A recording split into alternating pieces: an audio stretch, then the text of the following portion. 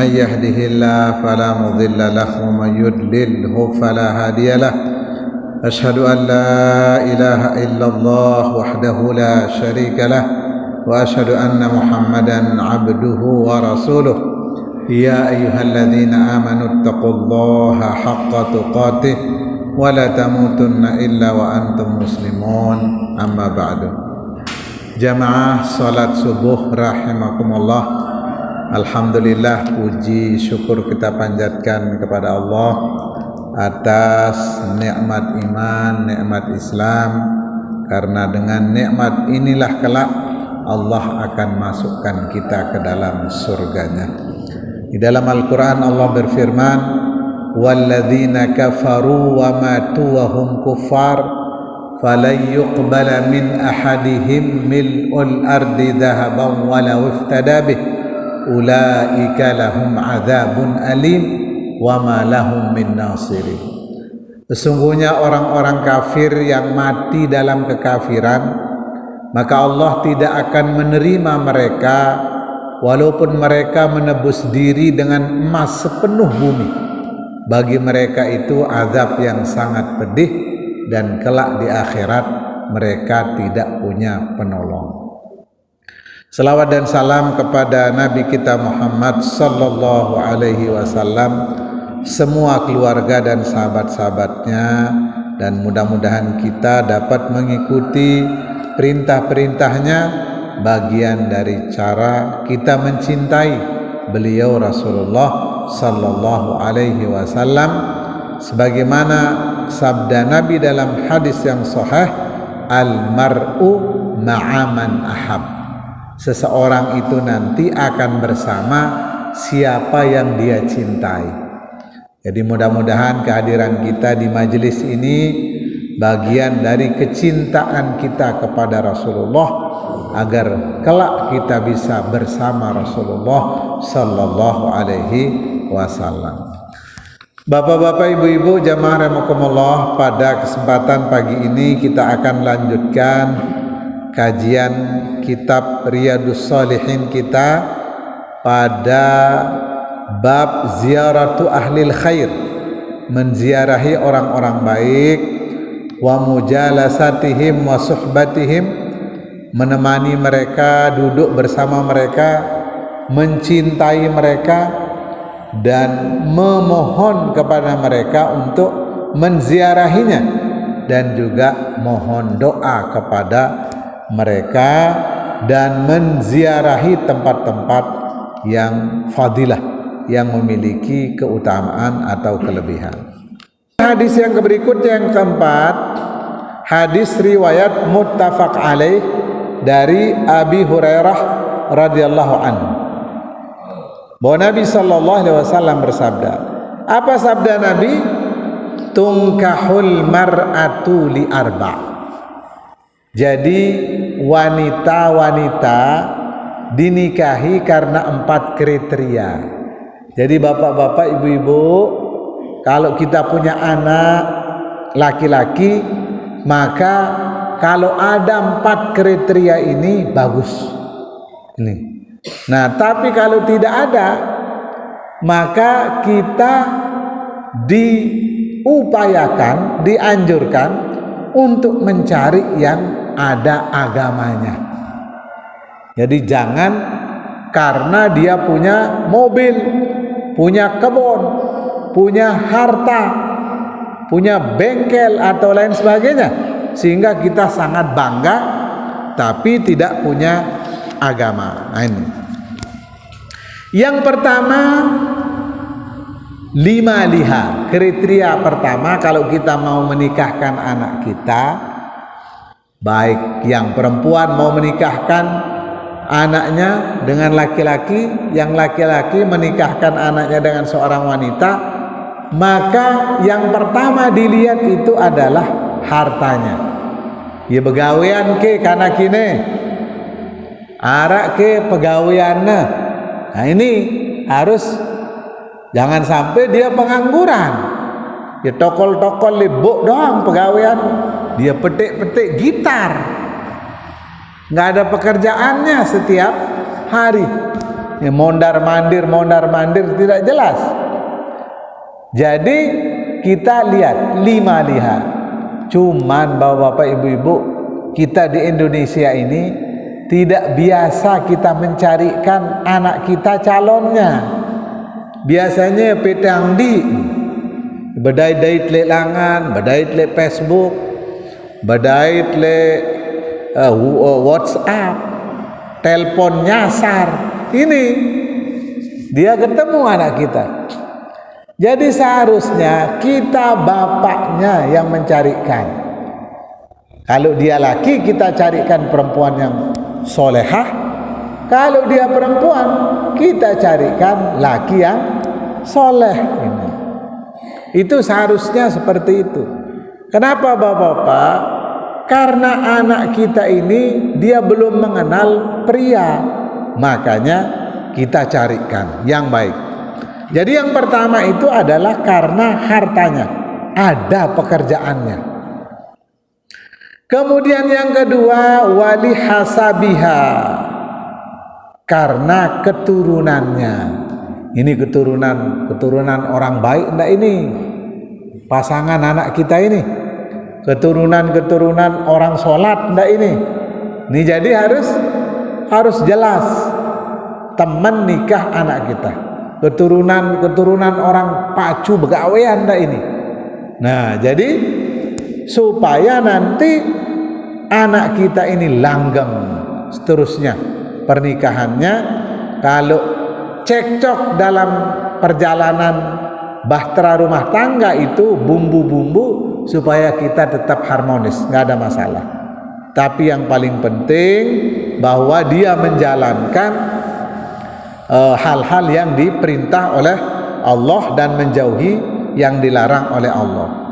Kemudian yang ketiga, wali jamaliha. Jadi karena dia gagah laki-lakinya. Kalau perempuannya karena dia cantik. Penting cantik ini bapak-bapak, supaya kita betah di rumah. Ini. Jadi penting dia yang cantik ini. Juga ibu-ibu, kalau anak kita perempuan, penting menantu mama kita gagah supaya demen dia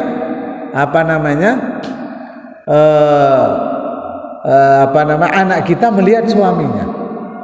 Dulu bapak-bapak ketika Zainab dinikahi sama Zaid. Zaid ini mohon maaf, dia orangnya hitam, pendek. Zainab ini orang cantik. Di zaman Nabi, dia lihat suaminya lewat balik terali, lewat balik kelambu. Iya, paling lengi. Artinya dibanding sama yang lain, dia lihat begini. Dia tidak selera sama suaminya. Nah ini makanya perempuan boleh minta cerai kalau dia setiap harinya lah semakin berat doang hidupnya, kita semama nah tiap jeluh lah dek narak semangatnya dia ketemu suaminya. Nih akhirnya datang ke Nabi Zainab ini, ya Rasulullah, semamaku ngene darat jamaah ngan kulit ya. Ini anak angkatnya Nabi Zaid ini, berarti menantu angkatnya si Zainab ini. Terus apa maumu? Lah debeseyang doang katanya. Ini debeseyang doang karena tidak ada angan saya, jangan sampai saya berdosa. Ini. Nah akhirnya kata Nabi, kamu harus kembalikan mas kawinmu. Kata Zainab, jangankan mas kawin, kurumbuk malik apa miliknya? Kebon miliknya, kebon seterumbuk. Ini mau dirombok asalkan ini mau cerai itu. Ini namanya khulu, bapak-bapak. Jadi khulu itu talak tebus. Wanita sudah tidak kuat sama suaminya, ya ule-ule main catur doang gawe nah, dari jauh nak kepeng. Catur doang tengklek nah, remi apa macam di rumah jauh ulek kepeng. Nah Nah, kalau begitu terus, boleh perempuan ini sholat juga di wajib masjid suaminya. Boleh dia minta cerai ke KUA. Pak KUA lah nyarlak tine jangan. Siang doang. Nah, kemudian dilihat sama KUA, dilihat sama pengadilan. Kalau memang sudah waktu cocok, ditalak tebus. Tapi kamu harus kembalikan mas kawinnya. Misal begitu kata KUA. Jangankan mas kawin, montor, baik montorku. Jangankan montor, ongkos begawene sak laik gin tulakang dah. Pokok kebesean misalnya. Begitu. Akhirnya diputuskan oleh hakim. Ini namanya khulu. Khulu itu tidak ada rujuk. Ini enggak ada rujuk lagi. Dia tinggal nunggu edah selesai, dia boleh nikah sama orang lain. Atau boleh dikembalikan lagi sama suaminya kalau dia mau. Ya, tapi akad baru. Ini kalau dia mau lagi. Akhirnya Zaid ini diceraikan. Begitu diceraikan, dinikahi oleh Nabi. Zainab ini Pak anak menantu angkatnya. Kenapa bapak-bapak ibu-ibu Nabi menikah dengan Zainab ini? Ini menjadi hukum buat semuanya, bahwa anak angkat tidak sama dengan anak kuning. Itu anak angkat itu berarti orang lain. Dia tidak dapat ahli waris. Istri anak angkat orang lain, menantu jauh. Ini karena dia sebagai anak angkat saja. Boleh kita nikahi istrinya karena dia anak angkat, jadi orang lain. Jadi bukan ada hubungan nasab atau keluarga. Nah, ini bapak-bapak, ibu-ibu jamaah rahimakumullah. Jadi wali jamaliha, karena cantiknya, gagahnya. Ini penting untuk kita carikan anak kita supaya langgeng, supaya senang, dia saling pandang, sehingga pernikahannya menjadi harmonis, atau sakinah, mawaddah dan rahmah. Itu perlu dicarikan. Jangan gagahnya saja, tapi yang lain nggak ada. Itu bapak-bapak, dah kakna ingas dengan ini, lagu lamuna gedek dah, telang ingasnya, rusak, hilang dia. Sama juga dengan mama, kalau dia gagah lah, gagah sekali. Jadi kalau Nabi Yusuf dalam satu riwayat, bapak-bapak ibu-ibu, dia dikasih setengah gagah dunia. Nih, setengah manusia ini, seluruh dunia ini, dia setengahnya ada kegagahan itu di Nabi Yusuf. Setengahnya yang lain yang kita bagi-bagi ini, ampun ngeni ruwente dah, macam-macam ruwente. Karena setengah kegagahan Nabi Yusuf itu, nah ini kita bagi ke seluruh, termasuk ke perempuan-perempuan. Kita bagi ke seluruh dunia ini. Ya, pada sekedi-kedi. Ya ampun, ngene-ngene wahid. Alhamdulillah kita syukuri. Ya, kita syukuri ini. Ini aja begini kita walaupun bedang, walaupun paling gagah si negita ada si ibu na lebale. Nah ini kita bersyukur kepada Allah Subhanahu wa taala. Nah ini bapak-bapak, Ibu. Jadi Nabi Yusuf itu baru setengah diberikan gagahnya, dilihat sama perempuan, tidak sadar dia potong jarinya. Yuk, baru setengah gagahnya ini. Bagaimana nanti kalau di akhirat difulkan gagah itu semuanya? Nah, termasuk kita nanti. Dalam satu riwayat, kita ini, satu riwayat pertama mengatakan kalau kita masuk surga, gagah kita seperti Nabi Adam. Dalam riwayat lain seperti Nabi Yusuf itu. Nah, ngombe gin gagah telema. Nggih. Nah, jadi mari kita bersyukur kepada Allah Subhanahu wa taala atas semua pemberian, atas semua takdir-takdir yang diberikan Allah kepada kita. Jadi penting li jamaliha. Kemudian yang terakhir Bapak-bapak Ibu-ibu, syarat kriteria kita menikah itu adalah walidiniha, karena agamanya. Jadi penting punya uang, ini penting punya harta, punya pekerjaan. Kemudian keturunan orang-orang baik, orang-orang soleh. Kemudian ketika ya gagah ya ingas, namun mama gagah nina ja ingas. Kemudian yang terakhir, dia beragama. Minimal dia rajin sholat 5 waktu. Walaupun mungkin sedekah agak jarang, sunat-sunatnya agak jarang, tapi wajibnya ini rutin dia kerjakan. Nah ini itu yang paling penting. Nah tapi kata Nabi, kalau kita tidak ada, ndek negagah lalu, ndek nesugih lalu, biasa-biasa begawe ya. Kemudian tidak juga keturunan dengan belik, ya keturunan orang biasa, dia petani tapi pacu. Ini, nah kalau ndak ada yang ketiga itu, yang ada agamanya doang. Maka kata Nabi, fadfar bidzatiddin taribat yadak. Maka lihatlah agamanya, maka kamu akan beruntung, kata Nabi. Makanya ibu-ibu, kalau ada orang rajin ngaji tapi tetap dia kerja ndak banyak uangnya, iya wah ini, iya wah calon menantu ini sak pacu ngaji ini. Jadi rajin dia ke masjid, rajin di agamanya, iya wah ini. Jadi jangan sampai begitu. Kemarin saya kedatangan keluarga Bapak Ibu, ini sudah 2 tahun dia pacaran, sudah 2 tahun.